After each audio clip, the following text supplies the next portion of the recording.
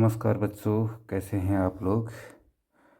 बच्चों, Uttarakhand police constable भर्ती एवं अन्य प्रतियोगी परीक्षाओं की जो हम तैयारी कर रहे हैं महत्वपूर्ण प्रश्नों को लेकर, तो मेरी इस नई वीडियो में पुनः आपका स्वागत है। और वीडियो शुरू करने से पहले पुनः एक बार आप सभी बच्चों से अनुरोध करूंगा कि जो है वीडियो अगर अच्छी लगे तो उसे लाइक कीजिएगा, सब्सक्राइब कीजिएगा ताकि मेरा नोटिफिकेशन आप तक पहुंच सके, मेरे से होने वाली कोई भी कमियां जो है उससे दूर हो सकें। और मोटिवेशन के लिए मुझे कमेंट कीजिएगा। और इससे अधिक से अधिक बच्चे जो किसी भी प्रतियोगिता की तैयारी कर रहे हैं, किसी भी प्रतियोगी परीक्षा की तैयारी कर रहे हैं, तो उनको ये इससे लाभ पहुँचे, इसके लिए उन्हें शेयर कर दीजिएगा। तो अब चलते हैं हम सीधे अपने वीडियो पर। प्रश्न 1 पर बच्चों हम पढ़ रहे हैं उत्तराखंड का भूगोल। तो यहाँ पर पहला प्रश्न आता है बच्चों, निम्नलिखित में से उत्तराखंड राज्य का जिला नहीं है। ठीक है बच्चों, अब ये देखिए आपके सामने ये उत्तराखंड का नक्शा है। हमारे पास बच्चों क्या है, देखिए हरिद्वार है, जिला देहरादून है, उत्तरकाशी है, उसके बाद इधर पर रुद्रप्रयाग है, टिहरी गढ़वाल है, पौड़ी गढ़वाल है और चमोली है। कुमाऊं कुमाऊं मंडल की बात करें तो हमारे पास पिथौरागढ़ है, बागेश्वर है, अल्मोड़ा है, नैनीताल है, ऊधम सिंह नगर है और चंपावत है बच्चों। तो इस तरीके से हमारे ये 13 ज़िले पूरे होते हैं। तो अब यहाँ पर हम देखेंगे कि क्या है बच्चों कि रुद्रप्रयाग रुद्रप्रयाग एक ज़िला है, हमें पता है। ऊधम सिंह नगर हमारा एक ज़िला है, ये हमें पता है। बागेश्वर भी हमारे पास एक ज़िला है, ये भी हमें पता है। तो ये बच गया रुड़की बच्चों। तो जो रुड़की है ये इसका सही उत्तर हो जाएगा। तो ये हमारा पहला प्रश्न पूरा हुआ। चलते हैं बच्चों दूसरे प्रश्न की ओर। दूसरा प्रश्न है, राज्य पुष्प ब्रह्म कमल की कितनी प्रजातियां उत्तराखंड में पाई जाती हैं। तो बच्चों पूछा है कि उत्तराखंड में राज्य पुष्प कमल जो है हमारा राज्य पुष्प है, तो उसकी कितनी प्रजातियां या वैरायटी जो है पाई जाती हैं। तो बच्चों वैसे तो बॉटनी में या वनस्पति शास्त्र या जो है वनस्पति विज्ञान में ब्रह्म कमल की जो है 31 प्रजातियां बताई गई हैं, लेकिन उत्तराखंड में अभी तक हमें केवल 24 प्रजातियां इसकी मिली हैं बच्चों। कितनी मिली हैं? 24 प्रजातियां। जैसा कि मैंने बताया था कि ये एक आपके सामने चित्र भी है, बहुत ही दुर्लभ किस्म का जो है फूल है। और इसकी ये अपने आप में कई विशेषताएं लिए हुए है, जैसे कि ये हर 14 साल में एक बार खिलता है। और एक बार खिलता है कब? रात के समय खिलता है, सुबह के समय ये क्या हो जाता है बच्चों? मुरझा जाता है।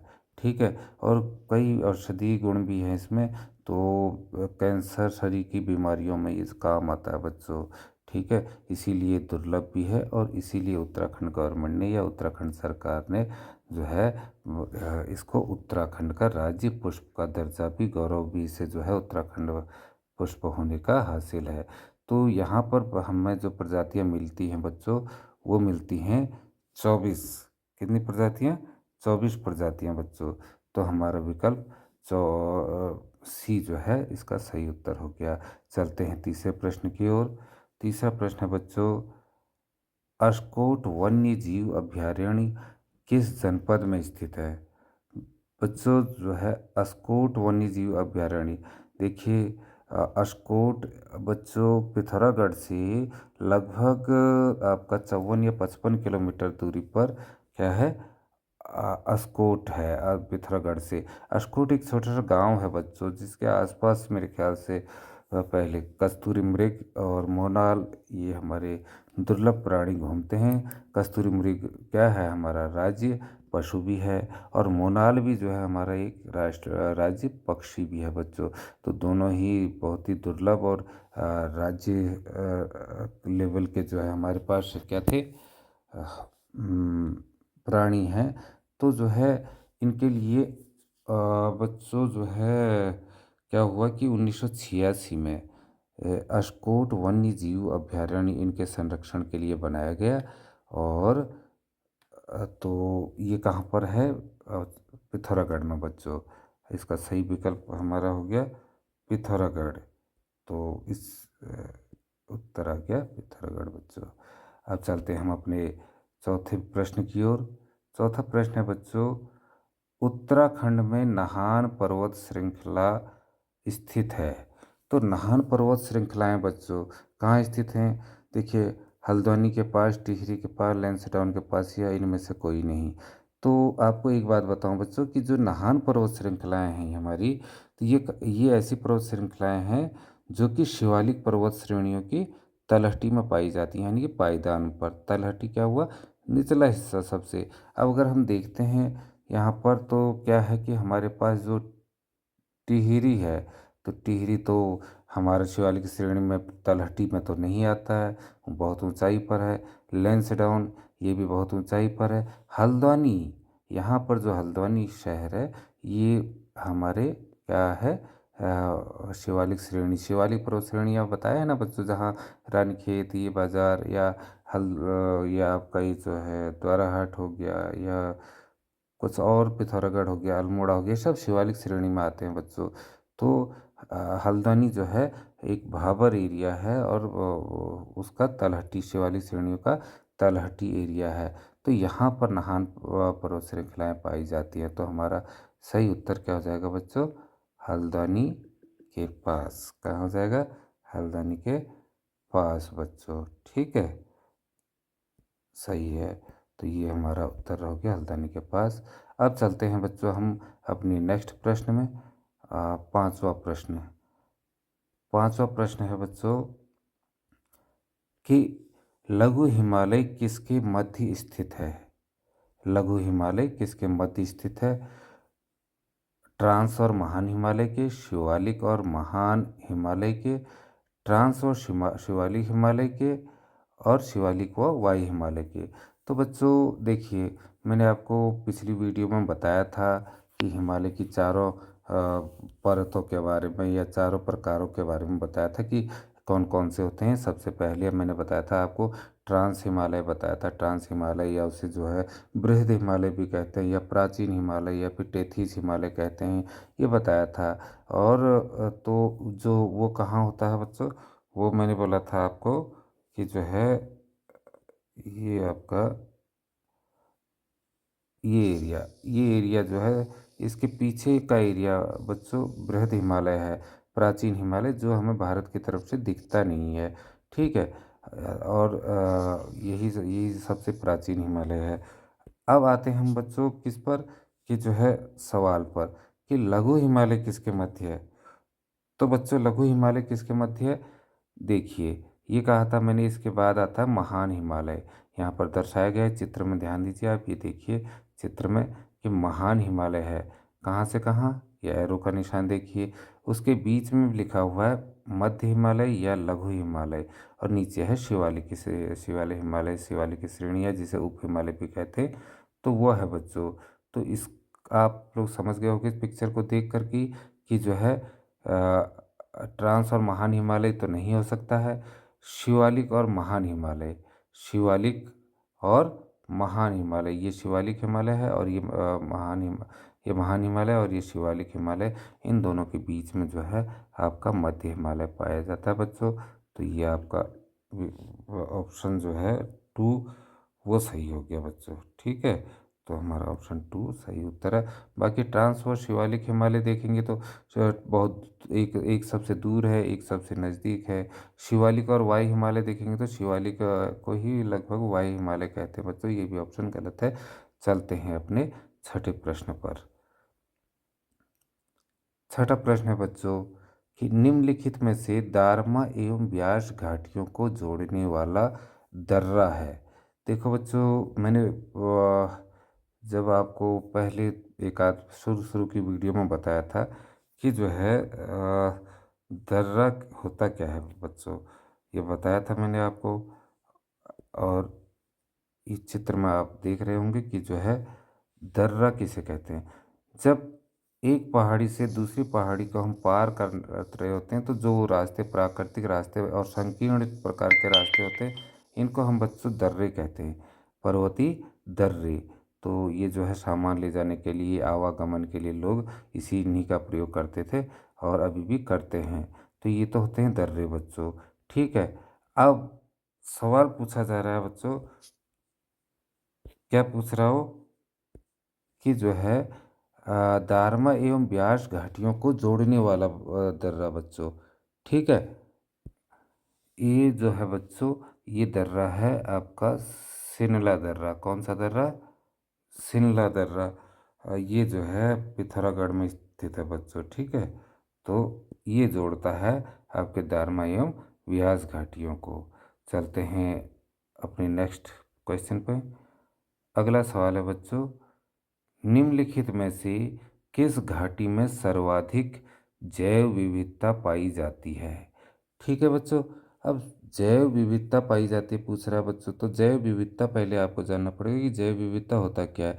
जैव विविधता यानी कि पृथ्वी पर बच्चों जीव जंतुओं का या पेड़ पौधे जो होते हैं उनकी विविधताओं के प्रकार, के कितने प्रकार के पेड़ पौधे जीव जंतु आदि होते हैं, ये सब जैव विविधता कहलाती है। तो बच्चों वैसे तो भारत की बात करें तो भारत में जो है सबसे ज़्यादा जैव विविधता कहाँ पाई जाती है? वो पाई जाती है आपकी पश्चिमी घाट में बच्चों। ठीक है, पश्चिमी घाट, यहाँ मैंने पिक्चर डाली थी पश्चिमी घाट की, आप देख सकते हैं ये पश्चिमी घाट है बच्चों। ठीक है, ये आपको भारत का नक्शा दिख रहा है, ये भारत के नक्शे का पश्चिमी हिस्सा है, ये गुजरात के एरिया से। तो गुजरात के एरिया, ये पश्चिमी घाट है बच्चों, इसके आगे समुंदर है, पूरा अरब सागर है। तो इस अरब सागर के तट को इसको घाट कहते हैं। इसी के समानांतर एक लंबी पर्वत श्रृंखला जा रही है बच्चों, जो हरे रंग की आपको दिख रही है। लंबी पर्वत श्रृंखला जा रही है गुजरात से होते हुए, उसके बाद जो है ये महाराष्ट्र को टच करते हुए गोवा, गोवा से कर्नाटक, कर्नाटक से केरला, केरला से तमिलनाडु तक फैली है बच्चों। तो इसी में जो है नीलगिरी पर्वत वगैरह वगैरह आपने सुने होंगे, सब इसी पश्चिमी घाट में है बच्चों। तो यहाँ पर बहुत अधिक जैव विविधता पाई जाती है, भारत में सबसे अधिक जैव विविधता पाई जाती है। जैव विविधता के लिए एक हॉट स्पॉट है बच्चों। ठीक, तो अब हम आते हैं अपने प्रश्न में बच्चों। यहाँ पर क्या है कि किस घाटी में सर्वाधिक जैव विविधता पाई जाती है? अब यहाँ पर देखिए पश्चिमी घाट तो लिखा नहीं है, पश्चिमी घाट नहीं लिखा है, तो बच्चों अब हम बात करते हैं अपने इसकी, कि जो है पहला क्या है, शांत घाटी। शांत घाटी जो है बच्चों वो कहाँ है? वो तो केरल में है, और इसमें जो है पाई तो इसमें भी जैव विविधता बहुत अधिक जाती है। लेकिन अगर हम किताबी भाषा को देखें और किताबों में जांचें तो हमें क्या मिलता है कि ये जो है हमारी फूलों की घाटी जो है वहाँ सबसे अधिक जैव विविधता पाई जाती है। और उसके बाद सुरमा घाटी भी, सुरमा घाटी जो है ये असम से होते हुए बांग्लादेश इधर होती है। कश्मीर घाटी मेरे ख्याल से कश्मीर में ही होगी। और फूलों की घाटी की बात करते हैं तो फूलों की घाटी जो बच्चों हमारे चमोली ज़िले में, उत्तराखंड के चमोली ज़िले में है। और यहाँ 650 से अधिक प्रकार की जो है वनस्पतियाँ पाई जाती हैं बच्चों। ठीक है, तो बहुत ही वो है, ये क्या नाम कहते हैं, पर्यटक स्थल है, और जैव विविधता यहाँ बहुत अधिक है। चलते हैं अपने अगले प्रश्न में बच्चों। तो अगला प्रश्न है कि चरक संहिता में उत्तराखंड क्षेत्र को क्या कहा गया है? बच्चों कह रहा, चरक संहिता में उत्तराखंड क्षेत्र को क्या कहा गया है? तो चरक संहिता में उत्तराखंड क्षेत्र को, अब देखिए बच्चों कुछ हमें सेंस लगाना पड़ता, कुछ दिमाग खाली रट करके जो है वहाँ पर एग्ज़ाम देने नहीं जाया जाता है। क्योंकि आप थोड़ा सा भी सेंस लगाओगे तो आपका कोई भी उत्तर गलत नहीं होगा।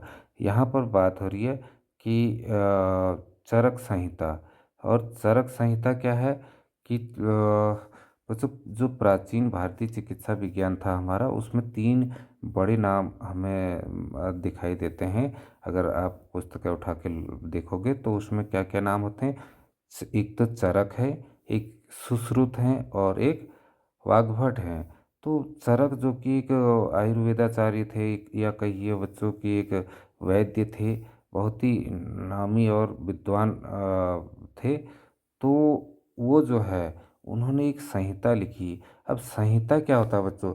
संहिता का अर्थ होता है संग्रह करना, किसी वस्तु का व्यवस्थित रूप से जो है उसका संयोजन करना, संग्रह करना। जैसे कि अभी हम पढ़ते हैं रावण संहिता, तो उसमें रावण के वो सूक्तों को लिखा गया है। इसी प्रकार से हम पढ़ते हैं, अभी आप पुलिस में अगर आप होगे तो आप भारतीय दंड संहिता पढ़ोगे बच्चों, आईपीसी, ठीक है, इंडियन पेनल कोड। अब हालांकि उसका नाम बदल करके भारतीय न्याय संहिता रखा गया। तो किस वर्ष रखा गया है? 2024 में ही रखा गया है। एक जीके का प्रश्न ये भी आपका बन सकता है कि जो है भारतीय दंड संहिता का नाम बदलकर भारतीय न्याय संहिता किस वर्ष रखा गया? तो वो रखा गया 2024 में। ठीक है बच्चों। तो अब उस वो भी संहिता था, तो व्यवस्थित क्रम से सेक्शन और सब सेक्शन, धाराओं उपधाराओं को रखा गया था, तो वो एक संहिता थी। और इसी प्रकार से हम जो भाषा बोल रहे हैं बच्चों, तो भाषा जो है क्या है? शब्दों का समूह है। और शब्दों को अगर हम व्यवस्थित ढंग से नहीं रखेंगे तो क्या मेरी बात आप तक पहुंच सकेगी? आप मेरी भाषा को नहीं समझ सकोगे। तो एक व्यवस्थित क्रम में मैंने शब्दों को रखा है, तो उस तब मेरी बात आप तक पहुंच रही जा रही है। यही जो है संहिता कहलाता है, इसे हम भाषा संहिता कह सकते हैं। ठीक है बच्चों। तो उसी प्रकार चरक ने जो है अपनी औषधियों का या दवाओं का जो भी उसमें जानकारी दी है चरक संहिता में, एक व्यवस्थित क्रम में दी है। इस उसी को हम चरक संहिता कहते हैं बच्चों। ठीक है। और उसी चरक संहिता में क्या कहा गया है? उत्तराखंड को वानस्पतिक बगीचा कहा गया है बच्चों। क्या कहा गया है? वानस्पतिक बगीचा। तो सही उत्तर विकल्प बी हो गया हमारा। अब चलते हैं बच्चों हम अपने नेक्स्ट क्वेश्चन में। न- नवा प्रश्न है बच्चों हमारा कि पिरूल पिरूल किस पेड़ से प्राप्त होता है? देखिए ये जो है हमारे पर्वतीय इलाके के बच्चों के लिए तो बहुत ही आसान प्रश्न है कि जो पिरूल किस पेड़ से प्राप्त होता है। लेकिन जो मैदानी क्षेत्र के बच्चे जो कम्पिटिटिव एग्ज़ाम की तैयारी कर रहे हैं, उनके लिए थोड़ा सा ये दिक्कत वाला काम हो सकता है। तो ये बच्चों मैंने इसमें तस्वीर डाली हुई है, यही है चीड़ का पेड़। इसे क्या कहते हैं? चीड़ का पेड़ है ये। पाइनस रॉक्सबर्गाई होता है नाम इसका, साइंटिफिक नेम। पाइन ट्री कहते हैं इंग्लिश में। तो पाइन ट्री आपने सुना होगा। और इसके ये जो हैं इसमें जो फल लगा हुआ है, ठीक है बच्चों, इसको पाइन कोन कहा जाता है वैसे। और इसको कुछ जगह क्या पर्वतीय भाषा में सभी जगह ठीटे कहा जाता है, ठीट कहते हैं। तो ये तो पाइनस रॉक्सबर्गाई हो गया। और पिरूल किस पेड़ से प्राप्त होता है? तो ये चीड़ के पेड़ से प्राप्त होता है बच्चों, चीड़ के पेड़ से। अब पिरूल है क्या चीज़ बच्चों? पिरूल जो है वो आपके सामने दिख रहा है, आपकी ये हरे रंग के पत्ते दिख रहे हैं ना बच्चों। तो जो हरे रंग के पत्ते हैं, यही सूख करके जब नीचे गिरते हैं और उन्हें इकट्ठा किया जाता है गाय भैंसों के नीचे बिछाने के लिए। और इसके लिए अब उत्तराखंड सरकार पैसे भी दे रही है शायद। विगत वर्षों तक 4 रुपये किलो, और अभी इस बार नई न्यूज़ पढ़ी थी मैंने कि 10 रुपये किलो किया जाएगा चीड़ ये पिरूल को। तो यही होता है पिरूल बच्चों। ठीक है। तो हमारा सही उत्तर है option A is the right answer. अब हम चलते हैं बच्चों अपने अगले प्रश्न में। 10वां प्रश्न है कि उत्तराखंड के किस स्थान पर ऊनी वस्तुएं, कालीन व जड़ी बूटियां मिलती हैं? ठीक। तो ये बच्चों देखिए, ग्वालदम जो कि चमोली ज़िले में है, यहाँ तो नहीं मिलती हैं, ये हमें पता है। जोशीमठ बद्रीनाथ से लगभग 35-40 किलोमीटर पहले पड़ता है, यहाँ भी नहीं पाई जाती हैं होती हैं। अब मुंशियारी और माणा, तो ऊनी वस्तुएं, कालीन और जड़ी बूटियाँ, तो जो कुछ जड़ी बूटियाँ और ये सब तो यहाँ माणा में भी मिलती हैं, जहाँ तक मेरी जानकारी है और मैं गया भी हूँ। तो मुंशियारी, लेकिन अगर पुस्तकों में अगर हम देखें तो बच्चों इसका सही उत्तर है मुंशियारी। तो आप यहाँ पर कौन सी विकल्प को चुनेंगे बच्चों? मुंशियारी को चुनेंगे। तो Munsiyari is the right answer and option C is the correct answer. तो यहाँ पर आज की वीडियो यहीं पर समाप्त करते हैं बच्चों। और जाने से पहले मैं एक बार पुनः अनुरोध करूँगा कि जो है अगर आपको वीडियो अच्छी लगती है तो आप वीडियो को लाइक करें, शेयर करें और जो है कमेंट करें। सब्सक्राइब भी कर ही लिया होगा आप लोगों ने, बाकी औरों को भी शेयर करेंगे तो उन्हें सब्सक्राइब करने को कहें ताकि जल्दी से जल्दी आपके पास नोटिफिकेशन अगली वीडियो का पहुंच जाए। लाइक करें ताकि जो है हम इससे मेरा मनोबल बढ़ेगा। कमेंट करके मुझे आपको ये वीडियो कैसी लगती हैं तो उसकी जानकारी देने का कष्ट कीजिएगा और इसे शेयर करना ना भूलें ताकि जो है अधिक से अधिक बच्चे जो परीक्षा की तैयारी कर रहे हैं वो इससे लाभान्वित हो सकें। तो इसके साथ ही वीडियो समाप्त करते हैं बच्चों। आपका दिन मंगलमय हो। धन्यवाद। Bye bye.